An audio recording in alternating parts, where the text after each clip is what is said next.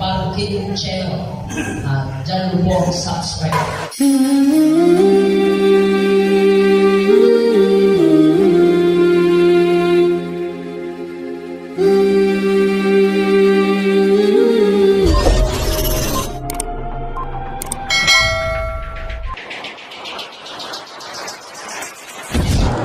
Jangan lupa di subscribe Parking Channel. Penghormatan khusus kita alamatkan untuk Ambo tadi habis siap dengan beliau, anak muda terpilih, Ketua Ika Syukur Limo Sapilin, Kakanda Andri.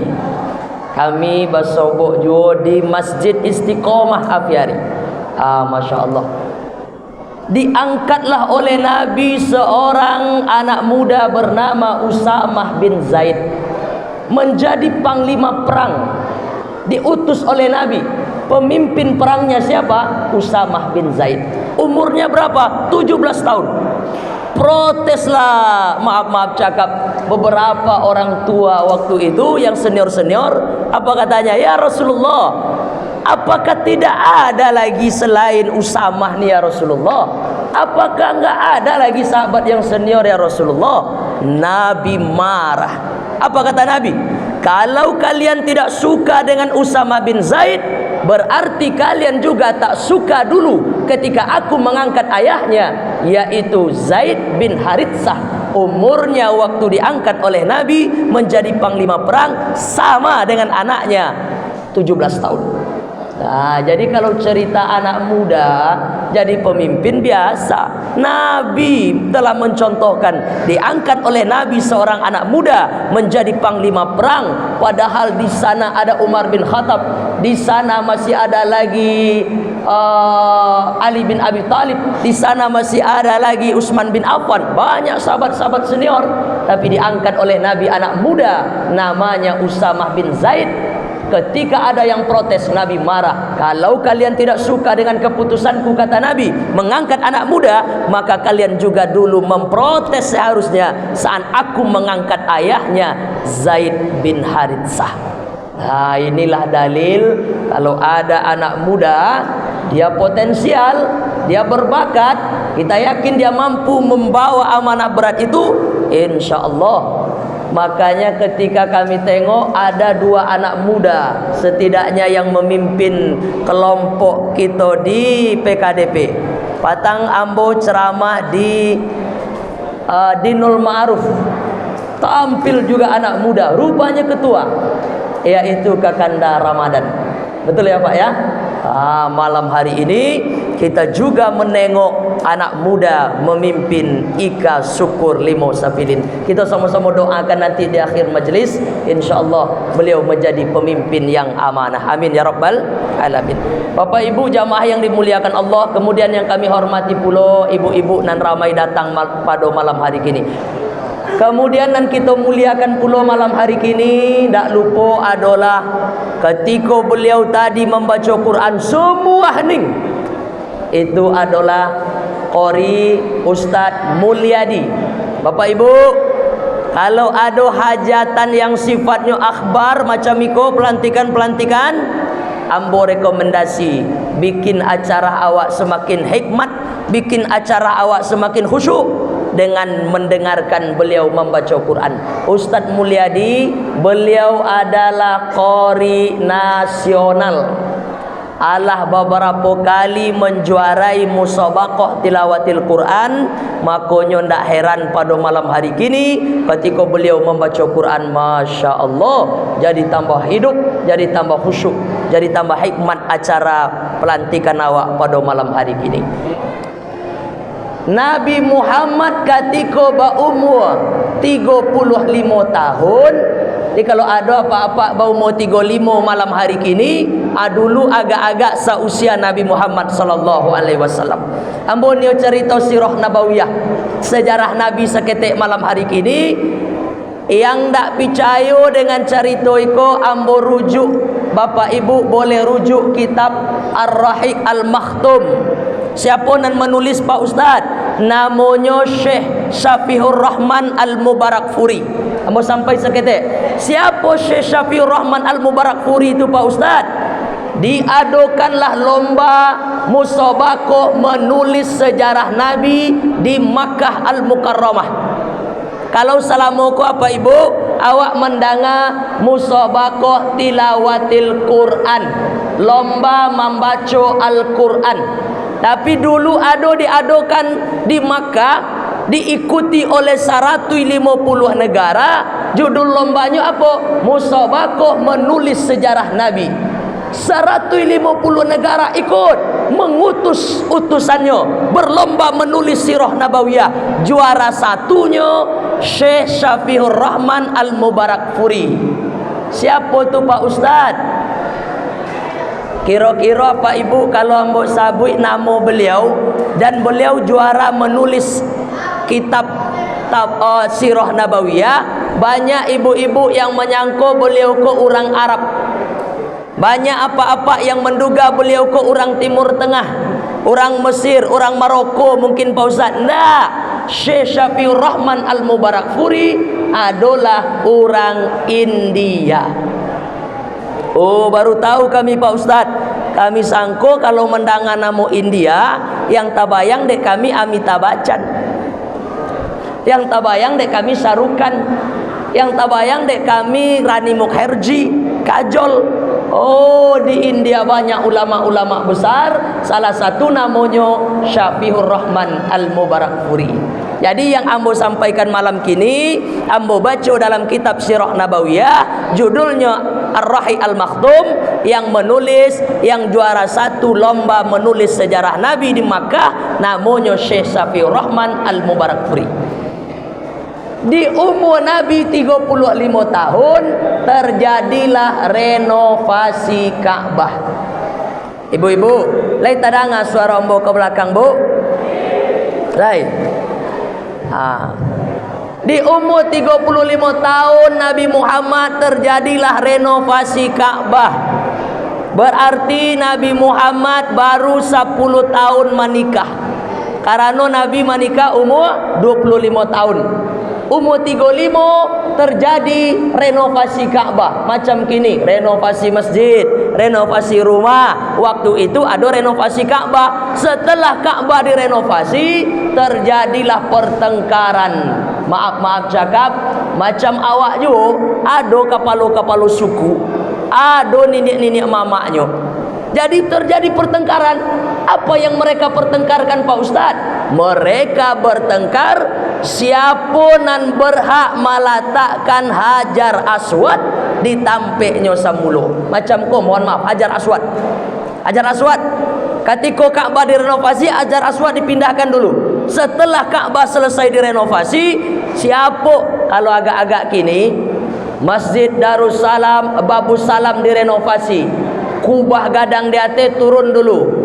Nanti setelah Babus Salam selesai direnovasi, kira-kira ika mano yang paling berhak meletakkan kubah Babus Salam di atas? Itu harga diri. Orang Arab itu waktu itu harga diri itu harga mati. Sama macam gini NKRI harga mati. Itu loh agak-agaknya. Nah, barabui ika-ika, barabui kapalo-kapalo suku, akhirnya hampirlah lagi terjadi peperangan. Lalu ada usul, ndak usah awak berperang, ndak usah kita berkelahi, kita pilih saja orang luar yang ndak ada hubung kait dengan tokoh, ndak kepala suku, indak kepala tokoh, indak nenek mama, tapi orang biasa, dengan syarat siapa yang paling dulu masuk masjid besok, maka dialah yang berhak meletakkan Hajar Aswad di tempat yang semula. Singkat cerita Pak Ibu jamaah yang dimuliakan Allah, siapa yang dahulu masuk masjid, diintailah mulai dari tengah malam siapa yang paling dulu masuk. Rupanya yang masuk paling dulu itu adalah Rasulullah sallallahu alaihi wasallam, Nabi Muhammad. Lalu disergap, Muhammad, sesuai kesepakatan kami Muhammad, engkaulah yang kami pilih untuk meletakkan Hajar Aswad di tempat semula. Pak Ibu, topik awak kini adalah kepemimpinan. Apa yang nyo lakukan dek Nabi Muhammad masuk itu? Waktu itu belum jadi nabi lah. Karena diresmi dilantik jadi rasul umur 40 tahun. Masih anak muda, 35 tahun. Kata Muhammad sallallahu alaihi wasallam, kalau memang ambo diamanahkan meletakkan Hajar Aswad di tampik samulo, tolong agia ambo kain panjang. Minta ambo kain panjang. Tengok nanti. Oh, dikasihlah. Orang belum tahu lah apalah tujuan Muhammad kok kira-kira. Minta kain panjang. Diagilah Nabi Muhammad kain panjang, diletakkan oleh Nabi Hajar Aswad di tempat kain panjang yang terbentang pas di tengah. Kata Nabi, kepala suku itu pegang ujung kain. Macam kini wak contohkan. Ketua Ika, Pak Bustami tolong pegang ujung. Pak Awid pegang ujung. Pak Andri pegang ujung. Pak Arifin pegang ujung. Dipanggil. Pak Buyung Nasril, Mama Ambo pegang ujung. Disuruh dek Nabi pegang ujung-ujung kain. Mari basamo-samo kita angkit Hajar Aswad iko katampiknya samulu. Masya Allah. Apa pelajarannya Pak Ibu? Bijaksana. Langsung mau ruik dado kepala suku. Ndak terpikir satu orang pun. Karena apa? Kebijaksanaan ndak akan keluar kalau ego yang terlalu dikedepankan. Betul? Arago diri suku ambo iko. Ambo yang paling berhak meletakkan Hajar Aswad. Kecek yang ikoinyo pulo, kecek yang ikoinyo pulo. Tapi ketika Nabi Muhammad yang diminta meletakkannya, Nabi Muhammad tidak melakukannya sendiri. Diminta kain panjang, diletakkan Hajar Aswad di tengah, masing-masing kepala suku memegang ujung kain. Akhirnya semua berlapang hati, lega. Masya Allah. Andailah kita misalnya yang jadi Nabi, jadi Muhammad malam subuh itu, pas awak masuk, contoh Pak Ustadz Caniago, Pak Ustadz yang dulu masuk masjid, tolong Pak Ustadz yang meletakkan Hajar Aswad, ambo yang letakkan, yuk, kalian mikir. Mungkin macam itu awak, betul? Karena ego yang dikedepankan. Tapi Nabi Muhammad, kepemimpinan pertama dan ado pada beliau bijaksana. Mudah-mudahan Kakanda Andri, ketua terpilih Ika Syukur Lemo Sapilin, beserta kepala Ika-Ika, ketua cabang-cabang dan hadir pada malam hari ini, insya-Allah sama-sama awak doakan mereka adalah pemimpin-pemimpin yang bijaksana. Amin ya rabbal. Lanjut cik lain. Ambo dua saja sampaikan malam kini. Minta waktu 5 malam ini. Setelah Nabi berumur 35 tahun, di umur 38, 39 sampai puluh, apa yang terjadi pada diri Nabi Pak Ustaz? Umur 38 Nabi naik ke atas. Umur 38, 39 sampai puluh yang dialami peristiwa besar pada diri Rasulullah. Setiap datang bulan Ramadan, Nabi Muhammad naik ke atas bukit. Nama bukitnya Jabal Nur. Di atas bukit ada Gua Hira. Itu yang awak kenal, Gua Hira. Nama bukitnya Jabal. Jabal artinya bukit. Jabal Nur. Nabi naik ke atas. Ibu-ibu, ambon yang meluruskan sejarah seketik. Adalah ibu-ibu tu mau hubungi ambo. Pak Ustaz, lama juga berarti Nabi bertahanus berdiam diri di Gua Hira tu Pak Ustaz. 3 tahun lamanya. Umur 38, umur 39, umur 40. Nyo kecian Nabi ndak pulang-pulang. Katanya umur 38 Nabi naik, umur 39 sampai umur 40. Kalau Nabi 3 tahun ndak pulang-pulang, apa bedanya Nabi dengan Bang Toib? 3 kali lebaran ndak pulang. Jadi Nabi Muhammad dalam kitab yang ambo baca Ar-Rahiq Al-Maktum ditulis oleh Syekh Safiur Rahman Al-Mubarakfuri, mulang selai juara 1 lomba menulis sejarah Nabi di Makkah Al-Mukarramah. Di situ awak baca umur 38 naik bulan Ramadan. Oh, jadi bulan Ramadan lado Pak Ustaz. Bulannya lado, tapi ibadah yang mengisi alun ado lain. Bulannya lado. Rabiul Awal, Safar, Sya'ban, Ramadan, Zulhijjah. Lado nama-nama bulan, tapi ibadah-ibadah yang mengisi belum ada. Karena Nabi alum menerima wahyu. Nah, Bapak Ibu yang dimuliakan Allah, setiap bulan Ramadan, umur 38 bulan Ramadan, Nabi naik ke atas. Itu pun malam. Ya, itu pun malam. Siangnya Nabi turun ke bawah. Siangnya angin, tak akan kuat di atas. Pak-pak yang lah umroh, yang lah haji, pasti tahulah ketika pemandu hajinya menceritakan tentang sejarah-sejarah itu sadalanya. Siang turun ke bawah, karena lu ada kipas angin, lu ada AC, lu ada. Siang turun, malamnya naik ke atas. Umur 38 bulan Ramadan, malam Nabi naik, ndak ada terjadi apa-apa. Umur 39 bertahan nus sekali lagi, ndak juga terjadi. Umur ampe puluh barulah terjadi. Itulah yang awak kenal. Datanglah sesosok makhluk yang Nabi Muhammad tidak tahu entah siapanya, tiba-tiba mendekap Nabi Muhammad sallallahu alaihi wasallam lalu mengatakan, "Iqra, bacalah. Iqra, bacalah. Iqra, bacalah." Nabi Muhammad menjawab, "Ma'ana biqari." Ambo tidak pandai membaca, kata Nabi. Lalu itulah turun ayat yang awak tahu, Iqra, sampai ke bawah. Tidak bisa ambo panjang lebar karena waktu awak terbatas. Setelah Nabi menerima wahyu pertama kali di Gua Hira, nama bukitnya Jabal Nur, turun Nabi ke bawah dalam keadaan ketakutan yang luar biasa. Ketakutan yang sangat-sangat, bukan takut-takut biasa, takut yang luar biasa.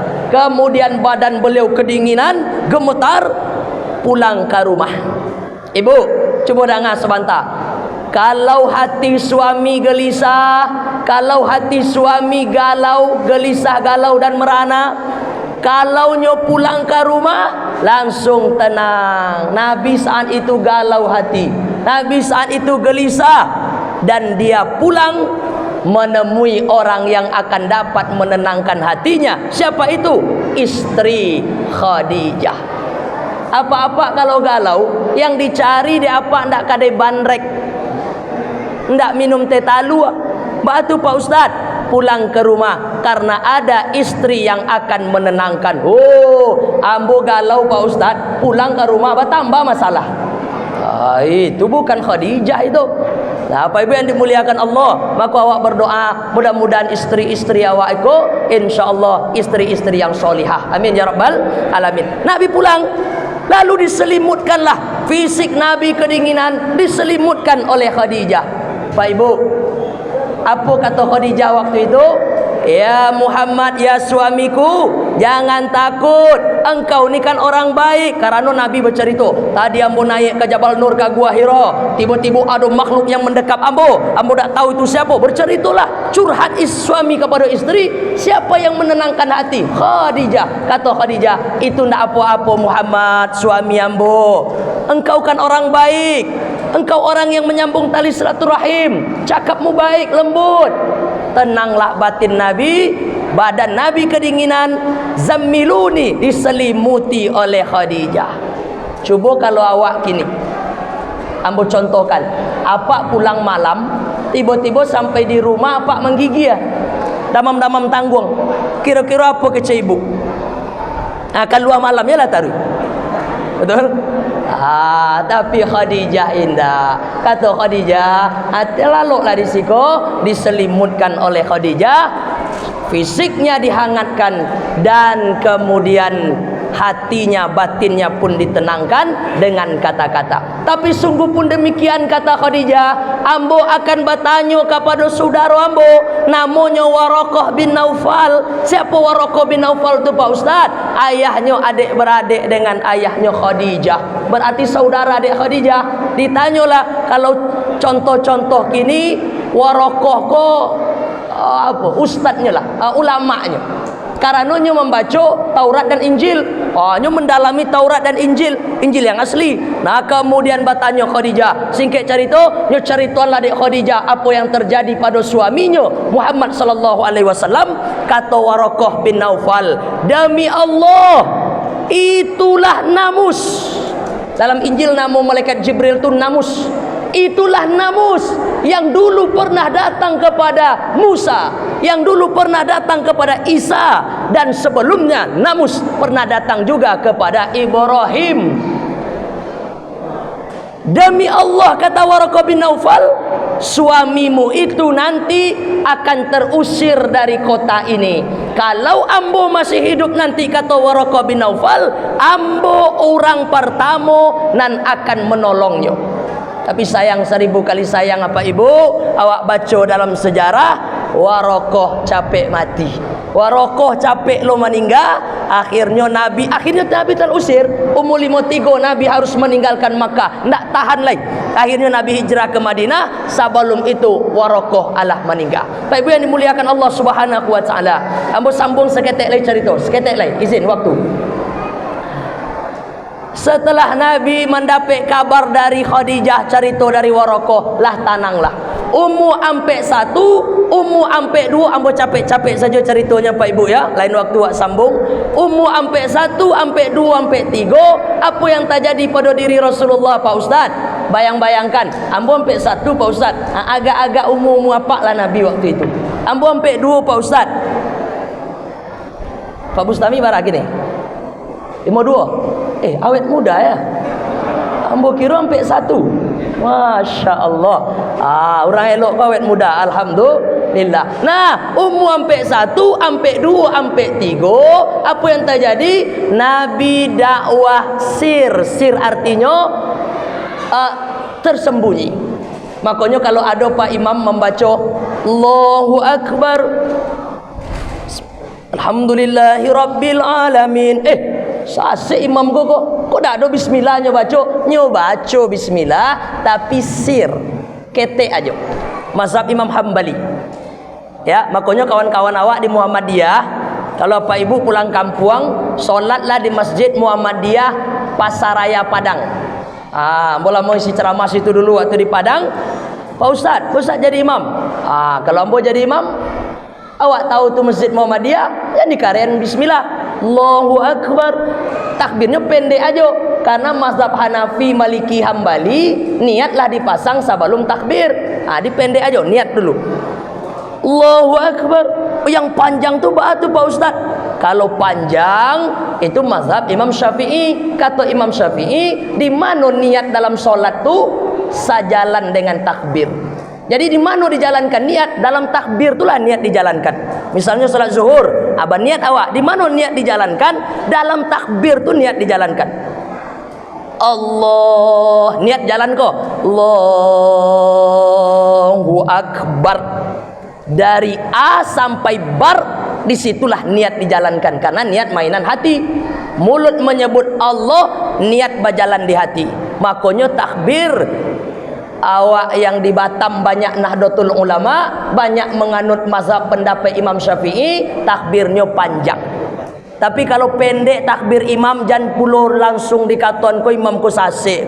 Ndak, karena niatlah dipasang di hati. Niat apa? Salat asar Pak Ustaz. Niatlah do di hati.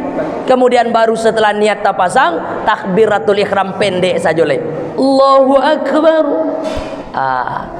Ada masanya bismillah itu jahar, kareh.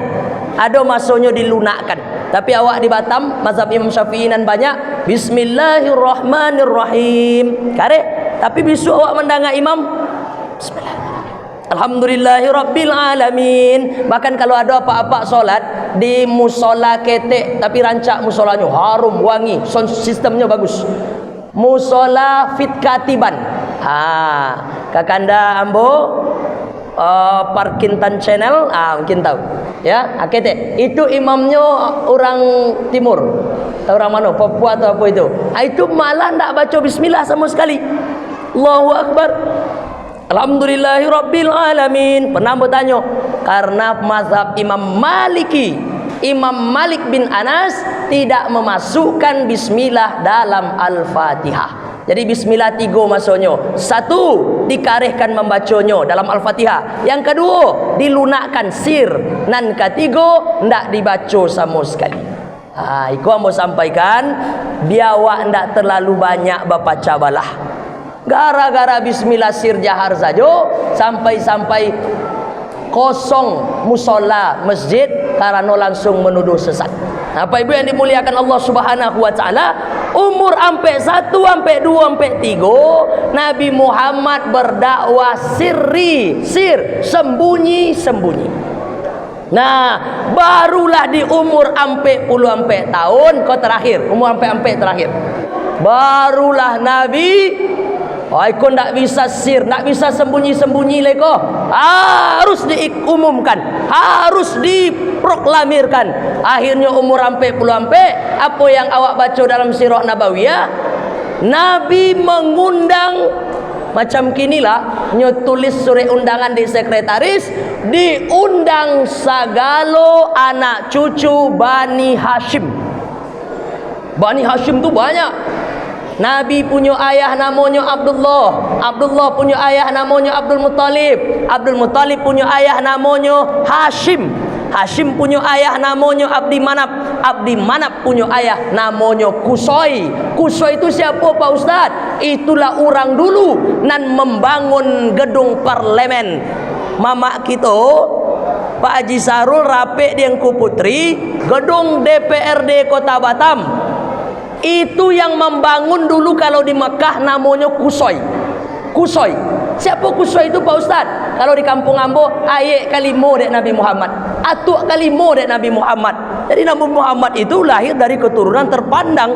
Orang kalau macam awak, orang bersuku. Masya Allah. Nah, apa ibu yang dimuliakan Allah, diundang dek Nabi. Bara banyak sadonyo yang hadir Pak Ustaz. Hadirlah waktu itu ampe puluh 5 orang. Masuklah di dalamnya Abu Lahab. Abu Lahab tu keluarga Nabi ya Pak Ustaz. Adik beradik sama ayah Nabi. Ayah Nabi Abdullah, abang Abdullah tu namanya Abu Lahab.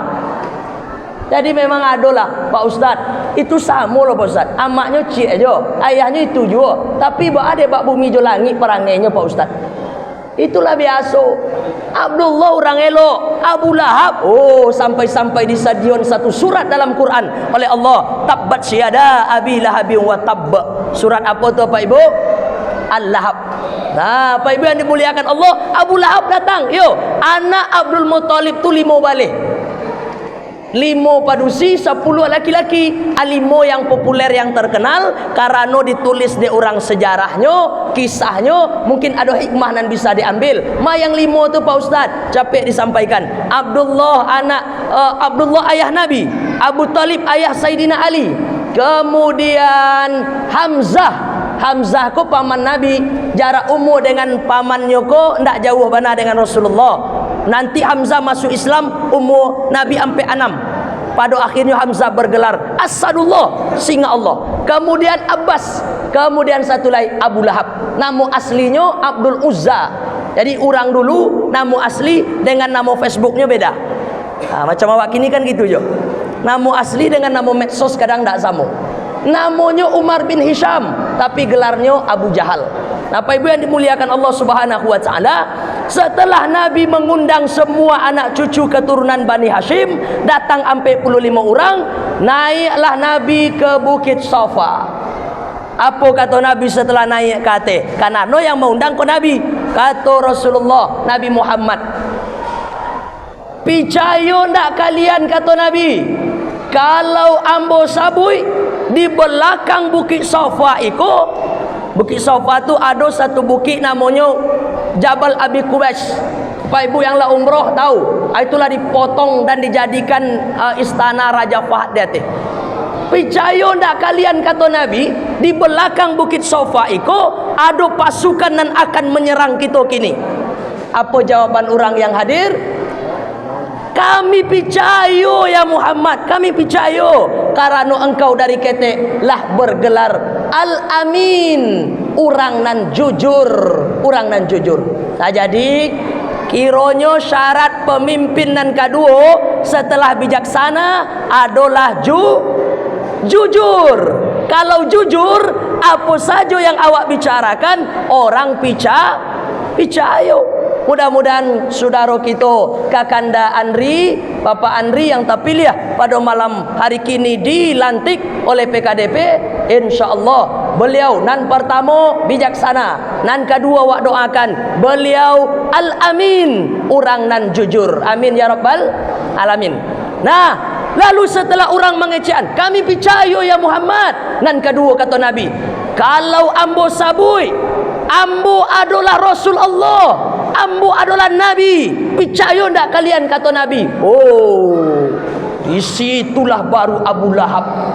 Cilaku engkau Muhammad. Disitulah mulai Abu Lahab berbelok hatinya. Jadi Abu Lahab tu sayang kepada Nabi, Pak Ustaz. Sayang. Berapa lama Abu Lahab sayang kepada Nabi? Nabi kok keponakan dia Abu Lahab. Ampe 33 tahun atau ampe puluh tahun sebelum Nabi menyebutnya Rasul, Abu Lahab tu sayang kepada Nabi. Tapi ketika Nabi lah menyampaikan satu kebenaran, disitulah Abu Lahab mulai berbelok. Dan sejak itulah Nabi Muhammad mulai diperangi, mulai dimusuhi, mulai dibuli, kata orang kini kalau di medsos. Apa pelajaran yang ketiga? Pelajaran yang ketiga adalah, kalau awak diam, Pak Ibu, kalau awak diam, awak elok untuk diri awak saja. Orang tak ada masalah. Tak ada orang masalah. Silakan. Angku untuk diri angku seorang, silakan. Awak untuk diri awak saja elok. Tapi kalaulah mulai mengajak orang lain untuk mengajak pada kebenaran, untuk mengajak orang pada kebaikan, disitulah akan datang ujian dan cobaan. Orang akan marah, orang akan menyerang, orang akan banyak memfitnah dan lain sebagainya. Jadi apa yang dapat disampaikan malam hari ini, apa ibu yang dimuliakan Allah, kalau awak mengajak orang pada kebaikan, awak menyampaikan kebenaran, jangan takut, jangan gelisah, jangan pakai hati. Kalau banyak orang yang tak suka, banyak orang yang membuli, banyak orang yang memerangi, karena itulah pernah dialami oleh Rasulullah sallallahu alaihi wasallam. Itulah yang dapat disampaikan pada malam hari ini. Kesimpulannya 3. Berpedoman kepada Rasulullah sallallahu alaihi wasallam, maka pemimpin-pemimpin kita kini awak berdoa berharap 3 masuk di dalam pribadi beliau. 1. Bijaksana. 2. Jujur. Nan ketiga, jan sagan jan takui, menyampaikan kebenaran walaupun apa nan akan terjadi. Karena Nabi 3 tahun saja buliannya sir di umur ampe-ampe, Nabi berani tegak menyampaikan kebenaran. Disusun jari nan 10, ditundukkan kepala nan 1, mohon maaf nan sadalam-dalamnya. Jembatan anam suku menanti. Cukup sekian, terima kasih. Akhirul kalam, billahi taufiq wal hidayah. Wassalamualaikum warahmatullahi wabarakatuh.